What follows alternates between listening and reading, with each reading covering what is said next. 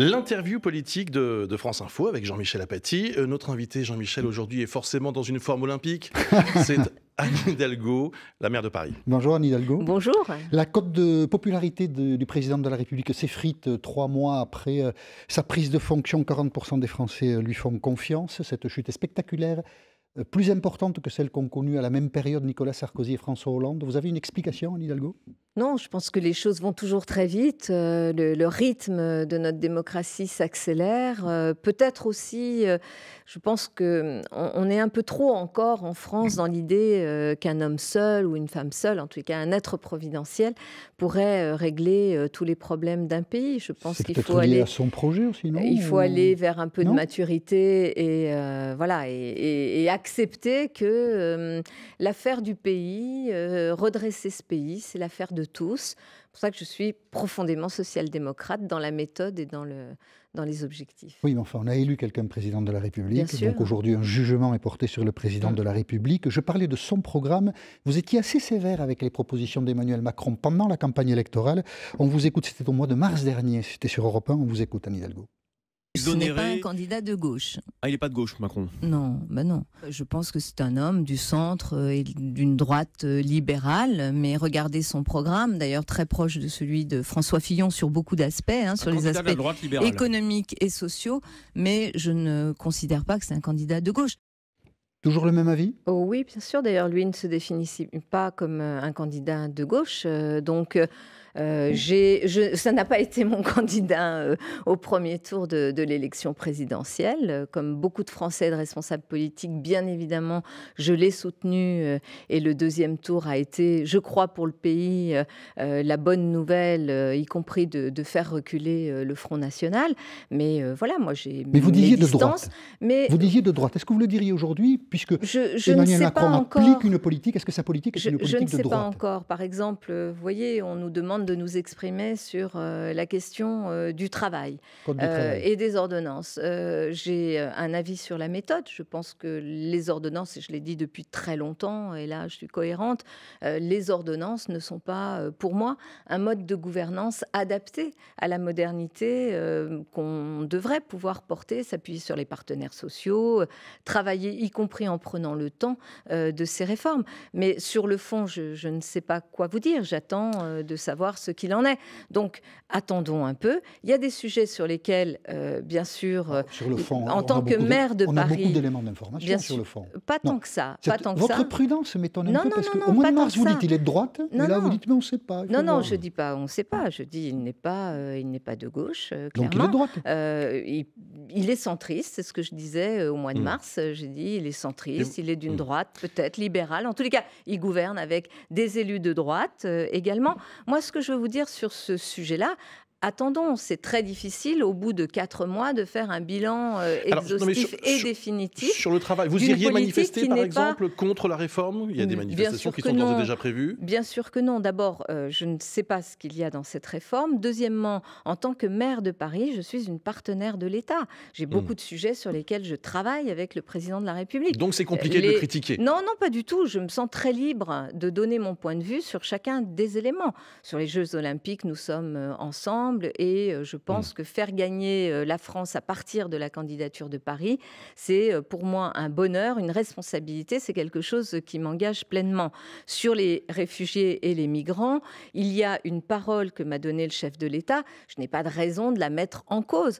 Tant qu'on est sur la même longueur d'onde, j'accompagne, mais en même temps, j'ai un certain nombre d'inquiétudes. Par exemple, sur la question des migrants, je sais qu'on ne pourra pas régler le problème simplement en disant on renvoie chez eux ceux qu'on appelle les dublinés, c'est-à-dire des gens qui ont mis le pied en arrivant en Europe dans un autre pays, en Grèce, en Italie et voire même en Allemagne. Je sais qu'on ne réglera pas le problème comme ça et qu'on le réglera en installant des centres de premier accueil. Donc je fais des propositions. Aujourd'hui, vous avez besoin d'Emmanuel Macron, ce qui explique peut-être que vous êtes moins sévère avec lui que vous ne l'étiez. Je n'ai pas à être sévère. Dans le Monde du mois de janvier, vous disiez, Anne Hidalgo, je vous cite, Emmanuel Macron est l'incarnation de la reproduction sociale des élites. Il porte une vision autocentrée, colbertiste, jacobine. Je n'ai pas perçu dans son travail quotidien une modernité qui m'aurait ébloui. Eh bien, attendons vous êtes plus de voir. aujourd'hui. Attendons de voir si quelque chose change dans les actes qui vont être posés. Nous avons élu un président de la République pour 5 ans. On est au début du quinquennat. On ne va pas se mettre là tout de suite à faire des tas de procès d'intention. Mais vous comprenez les Français qui ne sont plus satisfaits. Vous avez entendu le sondage qu'évoquait Jean-Michel au début de cette interview. Plus que 40% de Français satisfaits. Vous comprenez ou pas cela ? Je pense qu'on met beaucoup trop d'illusions dans l'élection d'un homme, parce que pour l'instant, il y a des hommes. On élit aussi un homme et une femme à la tête de la mairie. La politique est personnalisée. Oui, d'accord. C'est Anne Hidalgo, la maire de Paris. D'accord, bien sûr. Vos adjoints, beaucoup de gens auraient du mal à citer leur nom. Il y a une personnalisation. Je suis d'accord avec vous, il y a une personnalisation, elle est importante. L'incarnation en politique, c'est quelque chose d'important. Mais en même temps, par exemple, une mairie, ça fonctionne de façon très horizontale. Une mairie, un maire, s'il ne prend pas appui sur ses adjoints, sur son conseil municipal, sur les conseils de quartier, sur les associations, il ne fait pas bouger sa ville. Et vous trouvez que dans la méthode, Emmanuel Macron ne prend pas assez appui sur ses ministres ? Je ne sais pas, je regarde, ce sont les premiers pas. On est 4 mois après l'élection. Ce n'a pas été mon candidat de premier tour. Je n'envisage pas d'adhérer à la formation En Marche. Je suis socialiste. Peut-être, mais en tous les cas, je pense qu'il y a le deuxième scoop, c'est que vous êtes toujours socialiste. Un autre chemin. Je suis une social-démocrate européenne convaincue, écologiste, et je pense qu'il y a un autre chemin. Voilà. Mais la vie politique française suppose qu'on laisse quand même aussi poser les actes, que chacun fasse ses preuves. Anne Hidalgo est notre invitée ce matin. On fait un point tout de suite sur l'actualité avec vous, Edwige Coupez. Il est 8h40. Et l'actualité est très parisienne ce matin puisque Kylian Mbappé passe sa visite médicale. Le jeune prodige de 18 ans arrive au PSG. Un accord conclu hier avec Monaco pour 180 millions d'euros. C'est une somme record pour un joueur français. Mbappé qui est resté sur le banc hier soir contre Marseille. Cela n'a pas empêché Monaco de corriger l'OM 6-1 en clôture de la 4e journée de la Ligue 1. Les Monégasques prennent la tête du classement avec le PSG. Le gouvernement est attendu à 10h30 tout à l'heure à l'Elysée. C'est le séminaire de rentrée autour d'Emmanuel Macron en forte baisse dans les sondages pour faire face au dossier chaud du moment, à commencer bien sûr par la réforme de la loi travail, présentation des ordonnances jeudi. Et justement, contre ces ordonnances, l'appel de Jean-Luc Mélenchon hier à la mobilisation générale du peuple, ce sera le 23 septembre, manifestation à Paris. Le leader de la France insoumise dénonce le coup d'État social et antidémocratique d'Emmanuel Macron. Donald Trump est attendu demain au Texas pour constater les dégâts de l'ouragan Harvey. Houston, 4e ville des États-Unis, paralysée par des inondations sans précédent, aéroports fermés, routes submergées. Le bilan est d'au moins 3 morts. France Info. Jean-Michel Apathy. Qui incarne l'opposition aujourd'hui, Anne Hidalgo? Incontestablement, Jean-Luc Mélenchon à gauche, a une longueur d'avance sur tout le monde. Il était hier à Marseille, on l'écoute. Le 23 septembre prochain, il faut que le peuple déferle à Paris contre le coup d'État social, contre le coup d'État antidémocratique qui s'organise contre lui. Le Parti socialiste a disparu, 28 dirigeants à sa tête, c'est pas fait évidemment pour être visible, tandis que Jean-Luc Mélenchon, lui, est bien là. Ça suggérait quel commentaire chez écoutez, vous, d'abord, pour le Parti socialiste, quand on s'est pris sur la tête le coup qu'on s'est pris entre la présidentielle et ensuite les législatives, là aussi, il y a un peu de temps, quoi. Et je suis très impatiente, toujours. Je suis pas du tout quelqu'un qui... Non, ce matin, vous êtes assez patiente. Non, mais... Le calendrier, ce matin, vous l'avez en tête. Non, mais je pense qu'on est au début d'un quinquennat. On ne va pas commencer à hystériser la vie politique française, là, dès le début. Y compris pour l'opposition, donc. Mais y compris dans... Moi, vous savez, je suis quelqu'un de profondément attaché à la démocratie. C'est normal qu'il y ait des points de vue différents, qu'il y ait des partis différents, que ces partis s'affrontent par la parole, par les propositions. Dans le respect, ça serait mieux. Vous savez, je pense que les excès verbaux, parfois, des politiques produisent des catastrophes. La violence des mots, elle produit aussi la violence là, dans les actes. Là, vous visez Jean-Luc Mélenchon en disant ça ? Je vise ceux qui utilisent la parole politique d'une façon tellement agressive qu'il n'y a plus de place pour le dialogue. Jean-Luc Mélenchon ? Jean-Luc Mélenchon fait partie effectivement de ceux qui attisent. Bon, il défend, il apparaît, oui, j'ai vu les sondages aussi, comme le principal opposant, s'il a envie d'être le principal opposant. J'ai l'impression qu'on est quand même à un autre moment de notre histoire collective. Et peut-être ce qui s'est passé au moment de la présidentielle et des législatives, c'est-à-dire à la fois ce rejet par les Français fait de quelque chose qui attise, qui antagonise en permanence, peut-être quelque chose qui doit nous faire réfléchir. En tout cas, moi, ça me fait réfléchir. Comment être dans une opposition, certains disent constructive, comment être dans une proposition, une force de proposition. Je reprends le sujet des réfugiés et des migrants, qui est un sujet très important pour le pays, pour l'Europe et pour Paris. Il y a plusieurs façons d'avancer là-dessus. J'ai bien vu que le président de la République m'a donné sa parole et son engagement qu'il serait à mes côtés sur ce sujet-là. Puis je voyais bien que ce n'était pas tout à fait comme ça dans les actes qui commençaient à se dessiner. Je n'ai pas à mettre en cause la parole du président de la République. Ce que j'ai fait, c'est que j'ai fait une proposition avec Dominique Versini, mon adjointe, qui travaille sur ce sujet, avec les associations. Nous avons porté une proposition de loi qui est assez globale pour pouvoir permettre d'aider et les associations, mais aussi les parlementaires et le gouvernement, peut-être à choisir un chemin qui est un chemin un peu plus réaliste et pragmatique et humaniste qui nous permettent de résoudre cette crise à laquelle on va être confronté encore pendant quelques années. Voilà, j'ai plutôt envie d'essayer d'apporter, je pense qu'il y a...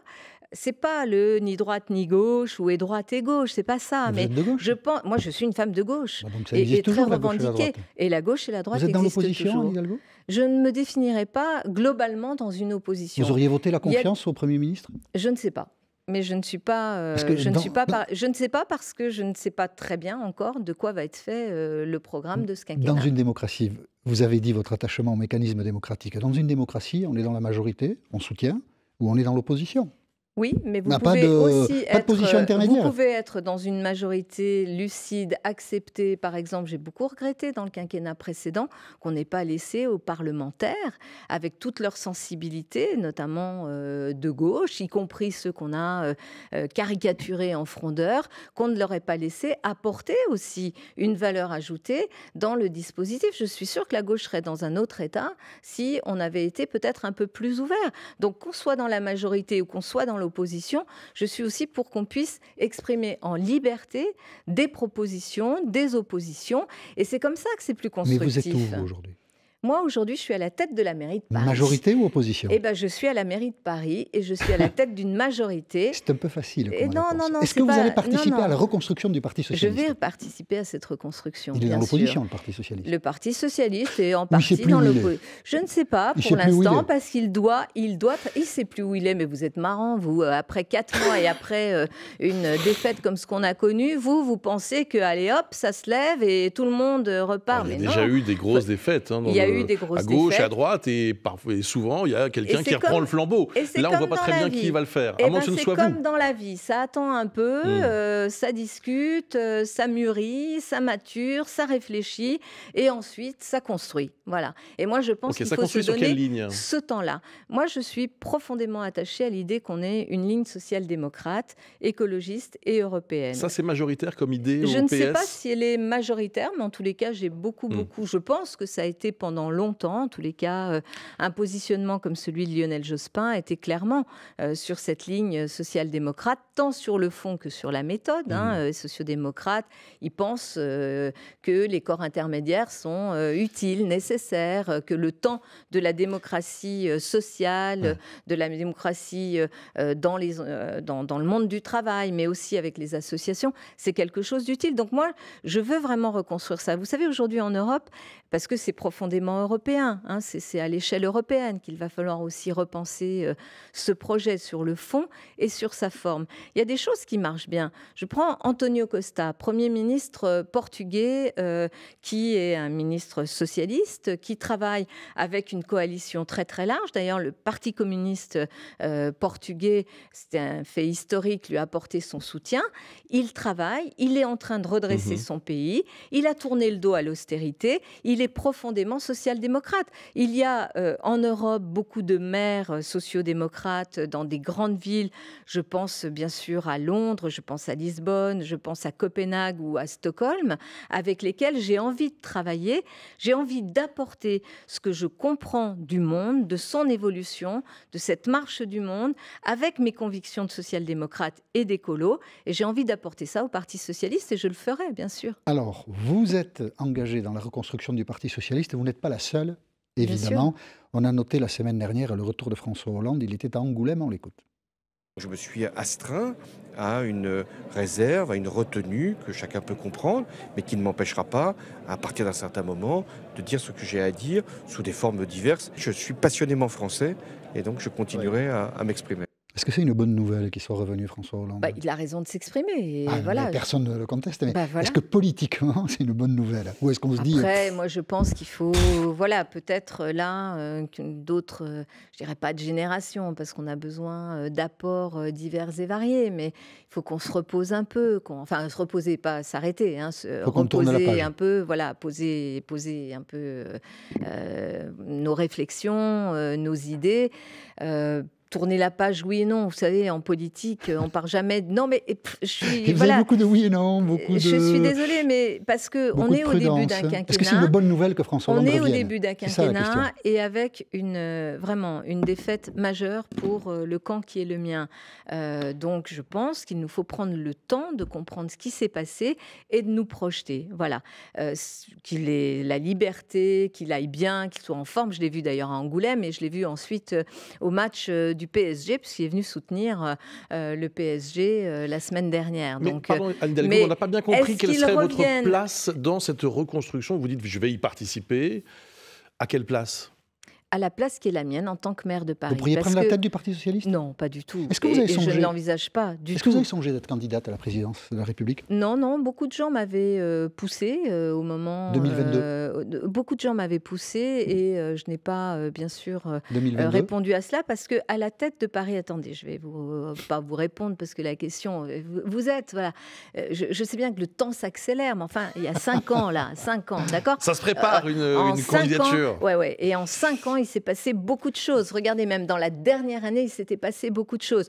Donc, on va être un peu plus apaisé. C'est parce qu'on a de l'énergie, là. Un peu plus serein. C'est la rentrée, alors on est plein d'énergie. J'en ai beaucoup, et pour Paris. Et ma place à Paris. Pourquoi ? Parce que je pense qu'à Paris, c'est une bonne échelle, à la fois pour penser, pour voir ce monde qui arrive, les grandes mutations du monde sur le numérique, sur l'écologie, sur le social, la crise des réfugiés, elle vient et elle percute les grandes villes. À l'endroit où je suis, avec mon équipe, nous voyons cela et nous agissons. Et cette place-là, elle est remarquable. Réussir à Paris, c'est peut-être aussi aider, pas simplement, bien sûr, les Parisiens, ça c'est la premier objectif, mais c'est aider aussi peut-être une famille social-démocrate, une famille de gauche à se repenser, à se reconstruire. Alors, on va parler de Paris dans un instant, juste après l'essentiel de l'info avec Edwige Coupez, il est 8h50. Et on parle d'une petite ville, Valorbiquet dans le Calvados. Impossible pour la maire d'embaucher les 5 animateurs prévus sans les aides de l'État. La maire a donc décidé de décaler la rentrée scolaire d'une semaine pour dénoncer le gel des contrats aidés décidés par le gouvernement, et d'autres communes pourraient suivre. Une rentrée qui s'annonce donc sous tension pour Emmanuel Macron, en forte chute dans les sondages. Le président réunit le gouvernement ce matin au grand complet. Ça se passera à l'Élysée, à 3 jours de la présentation des ordonnances sur la loi travail. Aux États-Unis, Harvey stagne au-dessus de Houston, ce qui explique la gravité des inondations. 60 à 70 cm de pluie sont tombés en 48 heures. Il n'y a pas d'amélioration prévue avant jeudi. Les sauveteurs évacuent les sinistrés par bateau. Des zones entières restent inaccessibles et le bilan est déjà d'au moins 3 morts. En France, il fait chaud, 34 à 36 degrés, jusqu'à 37 cet après-midi à Albi. La canicule gagne du terrain. Le Tarn et le Tarn-et-Garonne sont en vigilance orange canicule. 6 autres départements en alerte, de l'Allier au Puy-de-Dôme jusqu'au Jura. Et puis les recherches vont reprendre dans l'Isère après la disparition d'une fillette de 9 ans lors d'un mariage ce week-end à Pont de Beauvoisin. Un appel à témoins a été lancé par la gendarmerie. Jean-Michel Apathy. Votre politique d'aménagement urbain, on va l'appeler comme ça, Anne Hidalgo, suscite beaucoup de critiques et des automobilistes ne vous disent pas merci pour les embouteillages. On en écoute quelques-uns. C'est ponctuel. Mais si vous revenez dans un quart d'heure, si ça se trouve, ça sera bouché.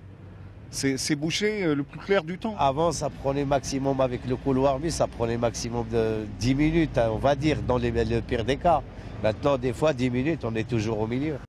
Voilà, ça, ce sont des chauffeurs de taxi, ce sont les usagers les plus fréquents, évidemment, des rues de la capitale. Mais votre politique de priorité au vélo fait que la voiture n'a plus beaucoup de place à Paris. D'abord, c'est pas nouveau, hein, la question des embouteillages dans la capitale. Et il y a une littérature très, très ancienne qui évoque cela. Donc, c'est un fait. Et Paris est une ville qui a pris du retard, pas parce qu'on n'a pas fait ce qu'il fallait. Ces 15 dernières années, avec Bertrand Delanoë, il y a eu vraiment un changement dans la politique de mobilité, avec les bus en site propre, avec les tramways, avec le vélo. Vélib a été vraiment le lancement du vélo dans cette ville de Paris. Il y a eu Autolib, donc on travaille depuis 15 ans. Mais on n'avait pas les pouvoirs, notamment sur un certain nombre de voiries, ce que j'ai récupéré, notamment avec la loi sur le statut de Paris. Donc aujourd'hui, je peux accélérer, je dois accélérer.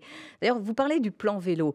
Je me souviens, il y a quelques mois, toutes les rédactions nous tombaient dessus en disant Paris prend du retard sur son plan vélo, c'est catastrophique, dramatique. Ah, ces journalistes, comment ils changent d'avis, hein. Et là, aujourd'hui, les mêmes journalistes nous expliquent qu'on prend du retard, on prend trop d'avance sur le plan vélo. Mais c'est les automobilistes qui on peut plus circuler dans Paris. Ce qui m'importe, des gens qui travaillent, des gens qui viennent de banlieue. Ce qui m'importe, c'est d'abord d'offrir de la mobilité pour tous, et notamment aussi, bien sûr, pour les gens de la métropole. La grande majorité des déplacements se fait en transport en commun. Ça ne vous a pas échappé, sur la région Île-de-France et sur la métropole. Ce qu'il nous faut, c'est améliorer le réseau de transport en commun. Paris y consacre beaucoup d'argent, pas simplement sur le réseau parisien, puisque sur le budget des Parisiens, sur leurs impôts, chaque année, je verse une subvention de 380 millions d'euros au syndicat des transports d'Île-de-France pour les aménagements de toute l'Île-de-France en transport en commun. La pollution, ça tue. Voilà, ça tue, on le sait. Les responsables politiques qui, jour après jour, parce que le lobby automobile, le lobby du diesel, le lobby de ceci, cela, vient, y compris vous menacer. J'ai été menacée. Ils sont venus me menacer dans mon bureau en me disant, si vous n'arrêtez pas avec cette politique de lutte contre la pollution et donc d'évolution de la mobilité parisienne, nous vous ferons battre aux prochaines élections. J'ai entendu ça dans mon bureau. Et vous croyez que ça va me faire fléchir alors qu'il y a des morts. Attendez, qu'il y a des morts qui sont des morts liées à la pollution. Moi, je ne vais pas fléchir. Je l'ai dit et je le redis, je préfère être du bon côté de l'histoire. Est-ce que vous avez lu le Figaro Magazine ce week-end, Anne Hidalgo? Pardon de vous couper, mais il nous reste peu de temps. Et bien justement... Les folies de la reine des bobos. C'est un bouquin c'est un livre qui est très sévère avec votre politique. Et en gros, ce que disent les extraits du livre, c'est que vous êtes dans le déni, vous et votre municipalité, en ce qui concerne les conséquences provoquées par votre politique de circulation. Est-ce qu'au moins vous pouvez reconnaître que cette politique est loin de faire l'unanimité ? Mais vous savez, elle ne fait pas l'unanimité. Je ne cherche pas à faire l'unanimité. Je cherche, et je suis très soutenue par les Parisiens, ce qui m'importe. Moi, vous savez, les lobbies, je pense qu'il faudra aussi regarder leur travail. Les banlieusards, ce ne sont pas les lobbies. Les gens qui viennent travailler de Boulogne, de Sevran, de Montreuil, ce ne sont pas des lobbies. Moi, je parle des gens, des banlieusards. Ce document, qui est un document à charge, un livre de caricature, assez caricatural, y compris pour nier dans ce livre et dans ce papier les effets de la pollution atmosphérique sur la santé, puisqu'il est dit que c'est faux, que la pollution ne tue pas. Il est dit aussi dans ce papier des choses assez terribles sur la politique de logement de la ville. On entend des choses, mais qui sont d'un racisme. Vous allez attaquer ? Non, parce que vous savez, c'est un bouquin de caricature. Ils assument ce côté-là. C'est pas le premier, ça sera sûrement pas le dernier. Non, ce que je regrette, c'est que au passage, ils attaquent aussi, par exemple, les fonctionnaires de la ville. On laissera les lecteurs du livre se faire une opinion. Une autre actualité parisienne, le football. Oui. Kylian Mbappé rejoint le Paris Saint-Germain après Neymar. Alors la municipalité n'est pas directement impliquée bien sûr dans tout ça, mais j'imagine que vous avez un commentaire. Oui, moi je suis très heureuse d'abord que l'équipe du PSG soit une grande équipe. Neymar c'est aussi de l'attractivité pour Paris et pour le pays. Les conséquences de ma politique, c'est quand même, je pense, un petit peu. Je ne suis pas la seule, c'est un travail d'équipe, mais on gagne les Jeux Olympiques. Les conséquences de ma politique, c'est aussi aussi faire reculer la pollution. Les conséquences de ma politique, c'est aussi l'attractivité retrouvée de la capitale, qui est un poumon économique pour le pays tout 400 entier. millions pour 2 joueurs, ça Alors, vous gêne ou pas? Le modèle économique du foot, ça, c'est sûr que mais vous avez un point de vue? C'est pas. Je pense que c'est un modèle assez étrange. En tous les cas, oui, il y a beaucoup d'argent là-dedans. Mais pour Paris, pas de jugement moral. J'ai pas de jugement moral parce que c'est un système qui juridiquement est fondé et qui est comme ça. Mais je suis heureuse pour Paris parce que quand le PSG gagne, Paris gagne aussi. Quand le PSG va, tout va. Tout va. Et quand Paris va, la France va. Merci, voilà. Merci beaucoup Anne Hidalgo. Merci d'avoir été notre invitée ce matin sur France Info.